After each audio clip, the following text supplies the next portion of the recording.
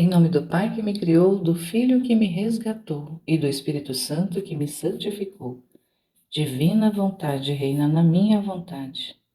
Ó minha mãe, eu te amo e tu me amas. Dá-me um gole da divina vontade para minha alma. Me abençoa, Mãe, para que todas as minhas ações sejam feitas diante de vossos olhos maternais. Vinde, Espírito Santo, vinde por meio da poderosa intercessão do Imaculado Coração de Maria, vossa amadíssima esposa e nossa mãe. Amém.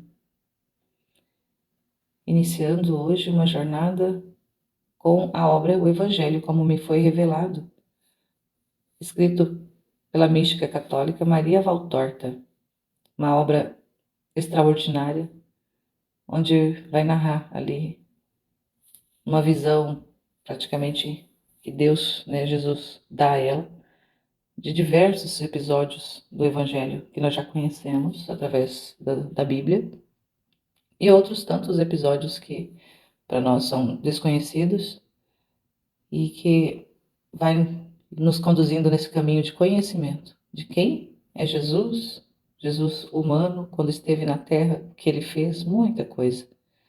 Também um conhecimento da sua Santíssima Mãe, a Virgem Maria, e vai nos conduzindo nessas visões, nessas cenas, juntamente com Maria Valtorta, conforme ela vai visualizando essas cenas, vai descrevendo em detalhes, muitos detalhes, e vai nos apaixonando mais e mais pela vida de Jesus e pela vida de Nossa Senhora, por todo esse projeto de salvação, de redenção que ele realizou e quer chegar ao conhecimento de cada pessoa. Essa obra eu adquiri foi em 2020 ainda, quando eu conheci, fiquei com muito interesse de conhecer mais e mais, quando eu tive acesso, à informação da obra, e eu adquiri. Mas assim, a gente começa um projeto de leitura e acabei que fiquei meio estagnada na leitura dessa obra, que é fantástica.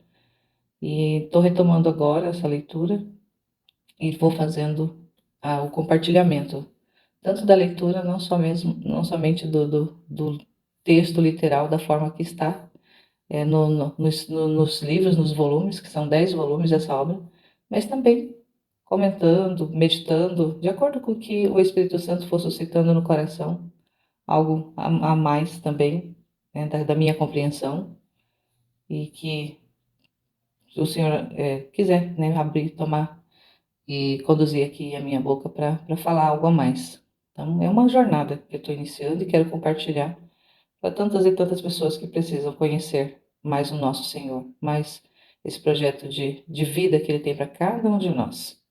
Estou iniciando hoje e que Ele, com a intercessão poderosa da Santíssima Virgem, me acompanhe e também aqueles que comigo forem adentrando nessas verdades, nesses conhecimentos, nessas informações que Ele vem trazendo. Então, iniciando aqui o primeiro volume, a primeira parte que vai do nascimento e vida escondida de Maria e de Jesus. O primeiro capítulo desse primeiro volume é a introdução. Deus quer um seio sem mácula. Tem uma citação. Deus me possuiu no princípio de seus caminhos. Salomão, em Provérbios, no capítulo 8, versículo 22. Aqui inicia essa narração no dia 22 de agosto de 1944. A Maria Valtorta escreve assim: Jesus me ordena. Pega um caderno todo novo. Copia na primeira folha o ditado do dia 16 de agosto. Neste livro se falará dela. Obedeço e copio. 16 de agosto de 1944. Jesus diz: hoje escreve apenas isto. A pureza, na sua expressão máxima, tem um tal valor que torna o seio de uma criatura capaz de conter o que não podia ser contido. A Santíssima Trindade desceu com a sua perfeição em um pequeno espaço, habitando-o com suas 3 pessoas, encerrando lá o seu infinito, sem diminuir-se com isso. pois o amor da Virgem e a vontade de Deus dilataram este espaço até transformá-lo num céu. Eis como com estas características se manifestaram. Assim como no sexto dia, aqui é o sexto dia da criação, descrito em Gênesis, o Pai recria a criatura, tendo uma filha digna e verdadeira, feita à sua perfeita semelhança. A imagem de Deus estava estampada em Maria de tal modo que só no primogênito do Pai lhe era superior. Maria pode ser chamada a segundogênita do Pai, porque pela perfeição que lhe foi dada e sabida conservar por dignidade de esposa e mãe de Deus, e também de rainha do céu, vem depois do Filho do Pai, no seu eterno pensamento, que ab eterno nela se compraz. O Filho sendo também para ela filho, ensinando-a, por mistério de graça, a sua verdade e sabedoria, quando ainda não era mais que um embrião que lhe crescia no ventre. O Espírito Santo aparecendo entre os homens por uma antecipada Pentecostes, por uma prolongada Pentecostes, amor naquela que amou. Consolação dos homens pelo fruto de seu ventre. Santificação pela maternidade do Santo. Deus para manifestar-se aos homens da forma nova e completa que inicia a era da redenção. Não escolheu para seu trono um astro no céu, nem o palácio real de um poderoso. Não quis nem mesmo as asas dos anjos como base para seus pés. Quis um seio sem mácula. Eva tinha sido criada sem mancha, mas espontaneamente quis corromper-se. Maria, tendo vivido num mundo corrupto, Eva, ao contrário, vivera num mundo puro. Não quis prejudicar a sua inocência, nem mesmo com um pensamento voltado ao pecado. Sabia que o pecado existe. Viu os vultos diversos e horríveis. Viu todos, até o mais horrendo vício, o deicídio. Mas os conheceu para expiá-los e ser eternamente aquela que tem piedade dos pecadores e ora por suas redenções. Este pensamento era a introdução a outras coisas santas que darei para teu conforto e de muitos outros. No capítulo 2, Joaquim e Ana fazem um voto ao Senhor. 22 de agosto de 1944. Vejo o interior de uma casa. Nela está sentada, junto a um tiar, uma mulher de idade. Diria ao vê-la com os cabelos antes pretos, agora grisalhos, e no rosto não enrugado, mas já cheio daquela seriedade que vem com os anos, que ela possa ter entre 50 e 55 anos, não mais. Ao indicar estas idades femininas, me baseio no rosto de minha mãe, cuja imagens tenho mais que nunca presente nestes dias que me lembram os seus últimos dias junto ao meu lado, ao meu leito. Depois de amanhã fará um ano que não a vejo mais. Minha mãe tinha um rosto jovial, sob os cabelos precocemente embranquecidos. Aos 50 anos eram brancos e pretos, como no fim da sua vida. Mas, exceto a maturidade do olhar, nada denunciava os seus anos. Por isso, poderia errar também ao dar às mulheres idosas um certo número de anos. Esta que vejo tecer em uma sala toda clara de luz, que penetra da porta escancarada sobre um grande pomar.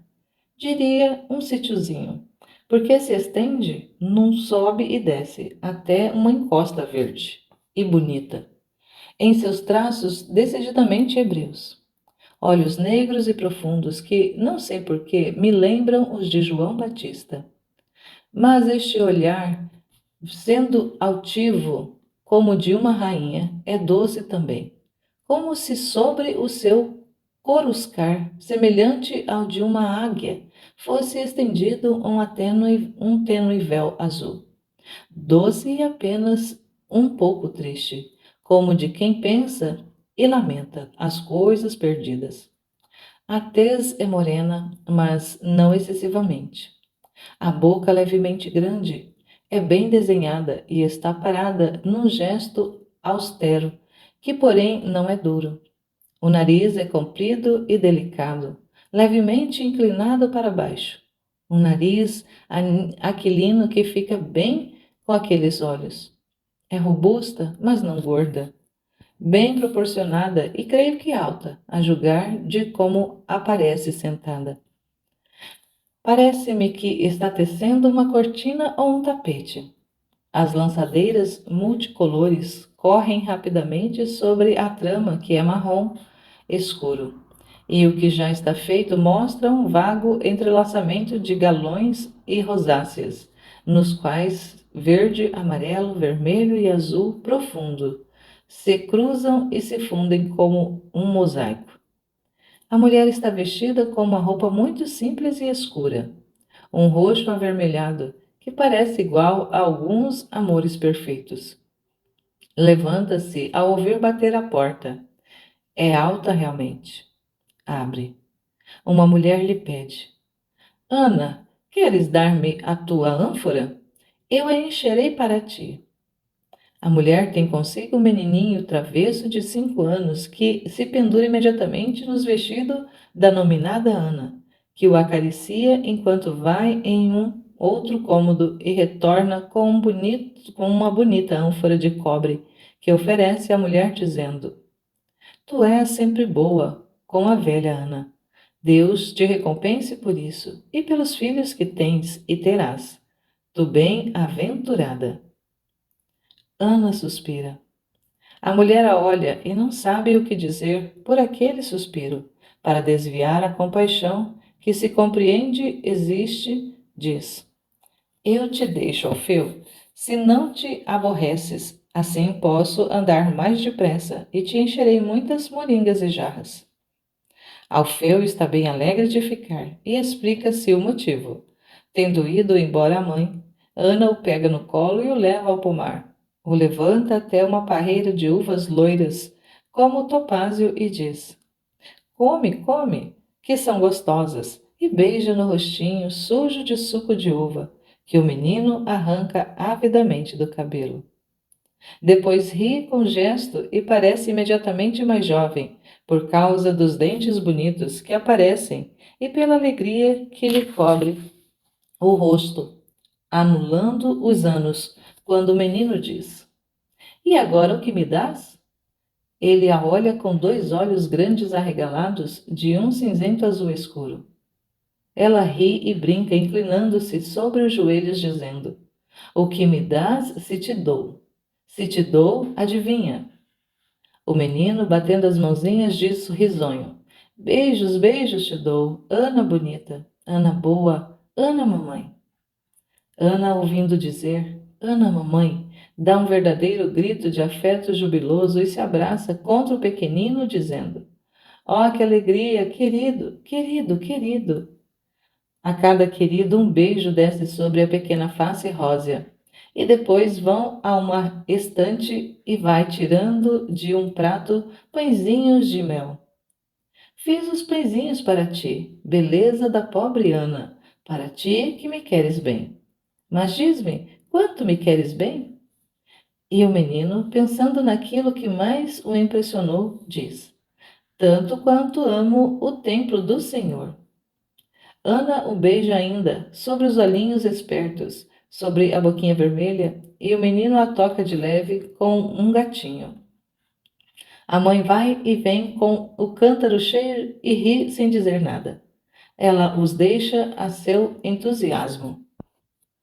Entra no pomar um homem ancião, um pouco mais baixo que Ana, com uma cabeça de cabelos espessos, todos brancos, um rosto claro de barba aparada, com 2 olhos azuis como turquesa entre cílios de um castanho claro, quase loiro. Está vestida de marrom escuro. Ana não o vê porque virou-se de costas à porta e ele vem atrás dela dizendo: E a mim nada? Ana vira-se e diz: Ó Joaquim, terminastes o teu trabalho? Ao mesmo tempo, o pequeno Alfeu lhe abraça aos joelhos, dizendo: A ti também, a ti também. Quando o ancião se inclina e o beija, o menino cinge-lhe o pescoço, despenteando-lhe a barba com as mãozinhas e com beijos. Joaquim também tem o seu presente. Tira de trás das costas a mão esquerda e lhe oferece uma maçã tão bonita que parece de cerâmica. Rindo, diz ao menino, que estende as mãozinhas avidamente: Espera, que a corto em fatias para ti. Assim não podes. É maior do que tu. Com um canivete que carrega à cintura, uma faca de podador a corta em fatias, parecendo dar de comer a um passarinho no ninho. Tal é o cuidado com que coloca os bocados na boquinha aberta, que mastiga e mastiga.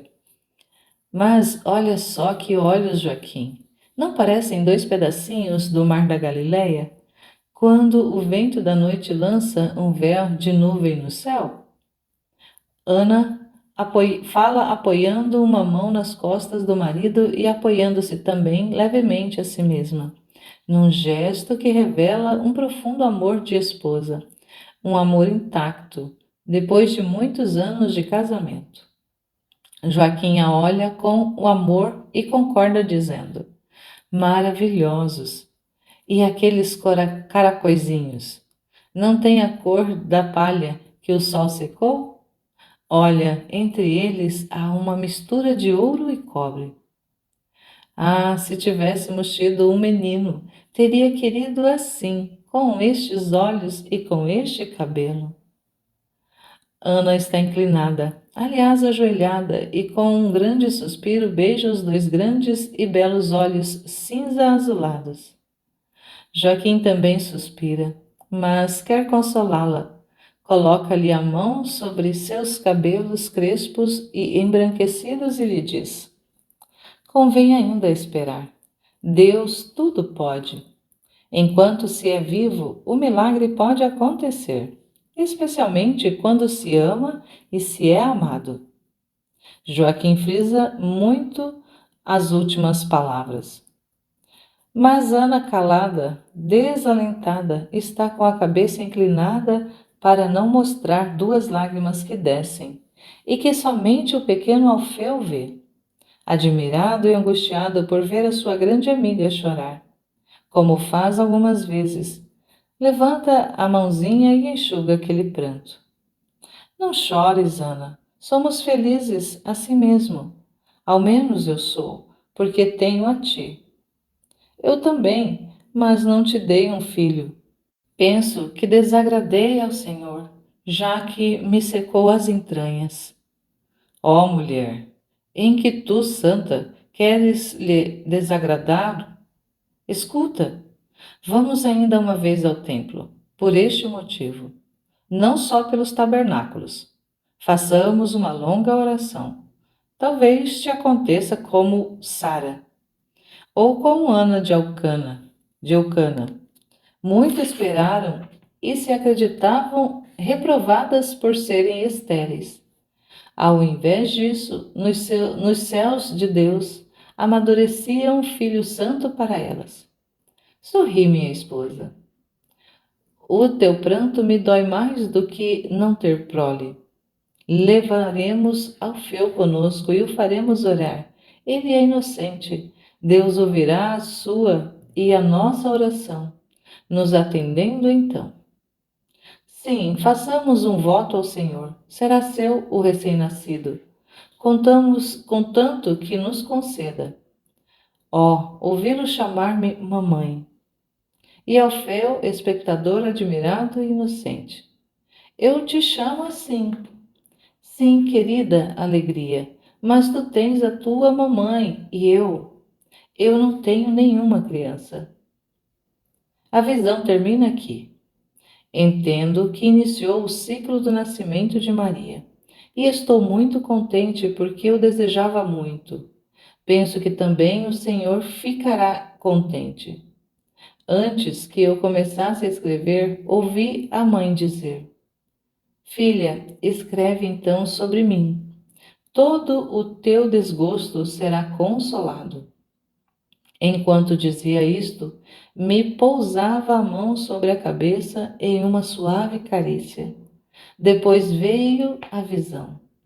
Mas a princípio, ou seja, enquanto não ouvi chamar a senhora de 50 anos por nome, não havia compreendido estar diante da mãe, e por isto da graça do seu nascimento.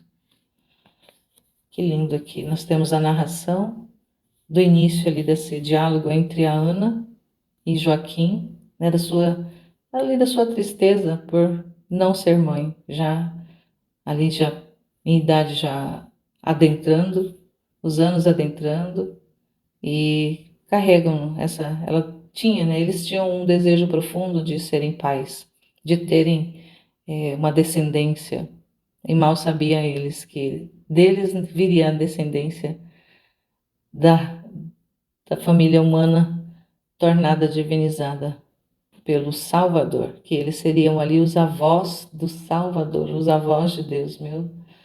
Que graça que eles receberam. Não esperavam, né? Mas eles esperavam no Senhor. Eles tinham uma grande confiança em Deus.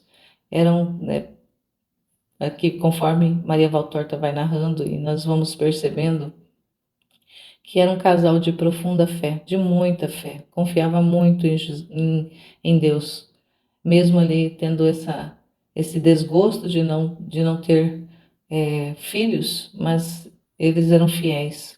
Era um casal fiel a Deus, que confiava em Deus, confiava na sua providência, confiava no seu amor, confiava na sua misericórdia. E ao confiar, pedia, continuava ali insistindo. E fizeram o propósito de, mais uma última vez, se apresentarem no templo, na festa dos tabernáculos e implorarem novamente a graça de que Deus concedesse para eles o dom da maternidade e da paternidade, de serem pais, de terem ali um filho. Na verdade, na ideia deles, na concepção deles, eles pensavam num menino, queriam ter um filho, né? Então, pensavam ali num varão para também dar continuidade na família. Jamais pensaram que fosse possível que Deus concedesse para eles uma criança, uma menina. Mas né, Deus tem lá suas surpresas, tem seus segredos, e ao partirem, né, nesse propósito de fazerem esse último pedido a Deus, de lhe concederem serem pais, eles oferecem a vida dessa criança que, se Deus concedesse, eles entregariam para Deus, devolveriam para Deus. Então, somente mesmo para ter ali a graça, o prazer, ter ali esse contentamento de serem pais. Então, já de antemão, já vão oferecendo consagrando já a vida dessa futura criança a Deus, entregando totalmente essa criança para Deus. Então, vê aqui também uma confiança muito grande, não só de confiar que Deus pudesse conceder a graça para eles, mas também de entregar, consagrar essa vida, que se fosse entregue, eles sabiam que era uma vida que era de Deus mesmo, que não pertenciam a eles. Então, é maravilhoso pensar, né, que pessoas de fé confiam tão grandemente em Deus que é capaz de dar os filhos e reconhecerem que os filhos não são filhos próprios, mas que são filhos de Deus também. E aqui, continuando no capítulo 3, a festa dos tabernáculos. Joaquim e Ana possuíam a sabedoria. 23 de agosto de 1944. Antes de continuar, faço aqui uma observação. A casa não me parece aquela que já bem conhecida de Nazaré. Ao menos o ambiente é muito diferente. Também o pomar é mais vasto e, além disso, pode-se ver os campos. Não muitos, mas enfim alguns. Depois, quando Maria casou-se, havia só o horto, vasto, mas limitado o horto. E este quarto que vi, nunca vi em outras visões. Não sei se devo pensar que, por motivos secundários, os pais de Maria se desfizeram de parte de seus pertences ou se Maria, saindo do templo, passou para uma outra casa, talvez presenteada por José. Não me lembro se nas visões e lições passadas tive qualquer indício seguro de que a casa de Nazaré fosse a casa nativa. A minha cabeça está muito cansada e depois, sobretudo, por causa dos ditados, eu me esqueço logo das palavras. Mesmo se os comandos me permanecem gravados na mente e a luz me permanece na alma. Mas os pormenores se desvanecem imediatamente. Se depois de uma hora tivesse que repetir aquilo que ouvi, com exceção de uma ou duas frases principais, não saberia mais nada. Enquanto que as visões ficam vivas na mente, porque tive de observá-las por mim mesma. Recebo os ditados. As visões, ao invés, devo perceber.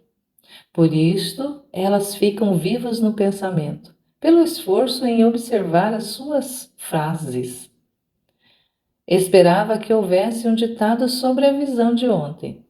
Era, em vez disso, nada.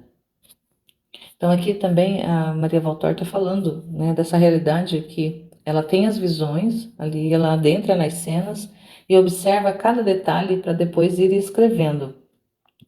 E geralmente, em muitas ocasiões, depois ou durante essas visões, ou depois que termina essas visões, ou o Senhor, né, ou Maria vem e dá lição para ela, vem fazendo ensinamento em relação ao que ela viu. Então é importante acompanhar essas lições, essas explicações que o Senhor vem dando. E são catequeses que ele vai trazendo e vai clareando a visão, vai explicando para ela. E ela está falando aqui que nos ditados ela tem que escrever logo em seguida, porque ela não se lembra depois. Mas as visões são tão, né, demanda dela tanta atenção em observar os detalhes que fica gravado na mente. E ela pode né, passar ali um tempo que ela vai se lembrar exatamente o que ela viu, para poder depois transcrever isso para o papel, que ela tinha essa missão de receber as visualizações, de receber as lições e transcrever no papel, que fez com que se chegasse a essa obra de 10 volumes.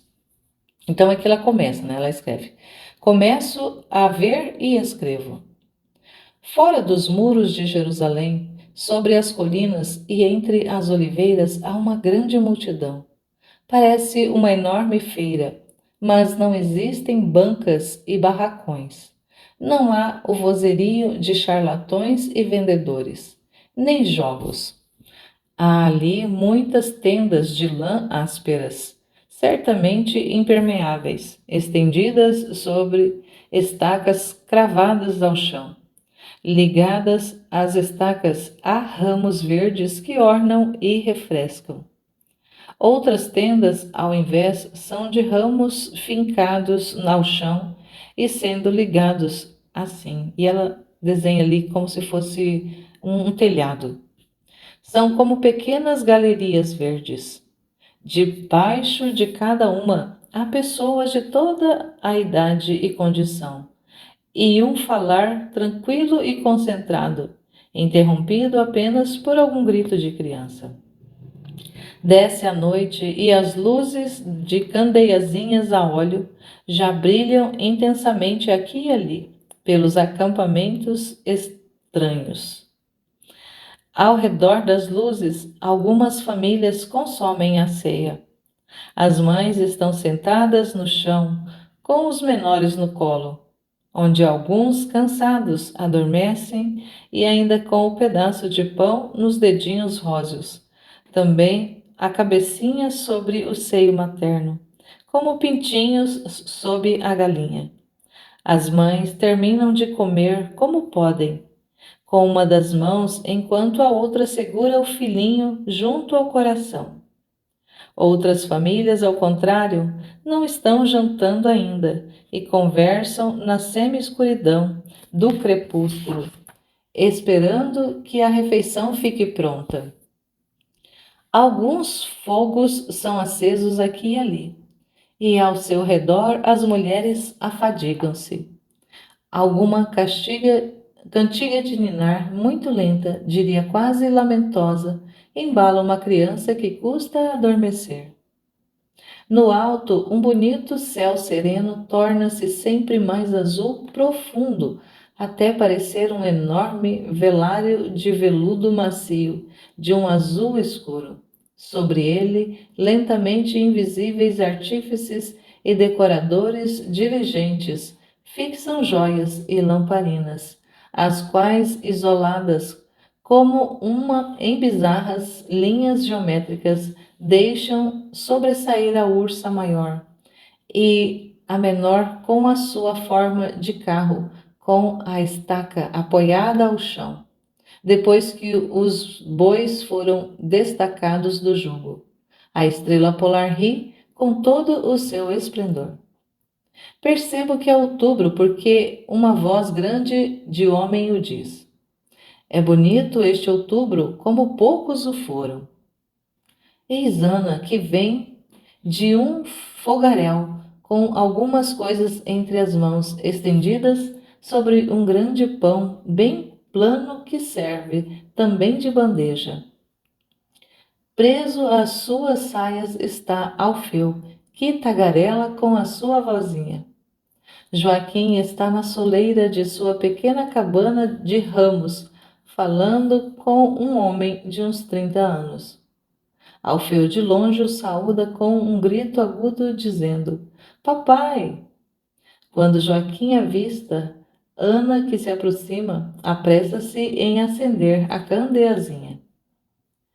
Ana passa com seu porte majestoso entre as fileiras de cabanas. Real mesmo, se humilde. Ana não é soberba com ninguém. Levanta o menino de uma pobre mulher que caiu, exatamente a seus pés, ao tropeçar na sua corrida travessa. Visto que havia sujado o rostinho de terra, ela o limpa, consolando-o porque chora, e o devolve à mãe, que chega correndo e se desculpa. Ana responde: Oh, não é nada. Estou contente que não tenha se machucado. É um bonito menino. Quantos anos tem? 3 anos. É o penúltimo e logo terei um outro. Tenho 6 meninos. Agora queria uma menina. Para uma mãe é importante uma menina.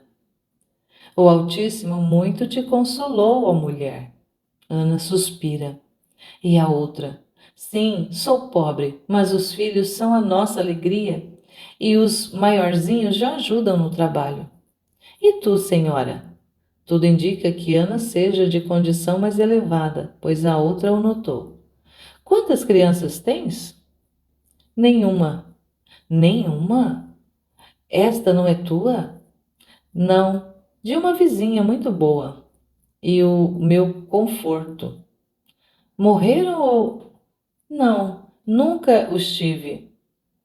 Oh, a pobre mulher a olha com piedade. Ana se despede com um grande suspiro e vai à sua cabana. Eu te fiz esperar, Joaquim. Uma pobre mulher entreteve-me. Mãe de 6 filhos, imagine. E terá outro. Joaquim suspira. O pai de Alfeu chama o seu filho, mas este lhe responde: Eu fico com a Ana. Estou ajudando-a. Todos riem. Deixo-o. Ele não me dá aborrecimento. Ainda não está obrigado a observar a lei. Estando aqui ou ali, ele não passa de um passarinho comilão. Diz Ana, que senta-se com o menino no colo, ao qual dá pão com peixe assado. Vejo que antes de dar o peixe, parece estar lhe tirando os espinhos. Depois serve o marido. Ela come por último. A noite está mais cheia de estrelas e as luzes sempre mais numerosas no campo. Depois, lentamente, muitos candeeiros se apagam. São daqueles que jantaram antes e que agora se põem a dormir. Também o murmúrio diminui devagar. As vozes de meninos não se ouvem mais. Só alguma criança de peito faz ouvir a sua vozinha de cordeirinho buscando o leite da mamãe. A noite sopra o seu hálito sobre as pessoas, apagando desgostos e lembranças, esperanças e rancores. Aliás, talvez Joaquim e Ana sobrevivam tranquilizados, seja no sono que no sonho. Ana diz ao marido enquanto embala Alfeu, que começa a dormir em seus braços. Esta noite sonhei que no próximo ano eu virei a cidade santa para duas festas, ao invés de uma. E uma será a dádiva da minha criança ao templo. Ó Joaquim! Espera, espera, Ana. Não ouviste outras coisas? O Senhor não te segredou nada com teu coração? Nada, somente um sonho. Amanhã é o último dia de oração. Todas as ofertas já foram feitas, mas as renovaremos ainda amanhã solenemente. Convenceremos Deus com o nosso amor fiel.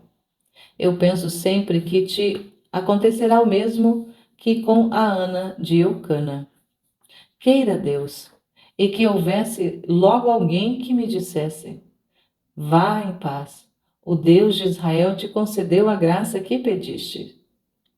Se a graça vier, o teu menino dir-te-á, mexendo-se pela primeira vez no teu ventre, e será voz de inocente, por isto, voz de Deus. Agora o campo cala-se no escuro. Ana também devolve Alfeu a cabana contígua e o põe sozinho sobre a enxerga de feno próximo, ao irmãozinho que já dorme. E depois deita-se ao lado de Joaquim, e também a sua lamparina se apaga. Uma das últimas estrelinhas da terra. Ficam mais bonitas as estrelas do firmamento, a velar sobre todos os que dormem.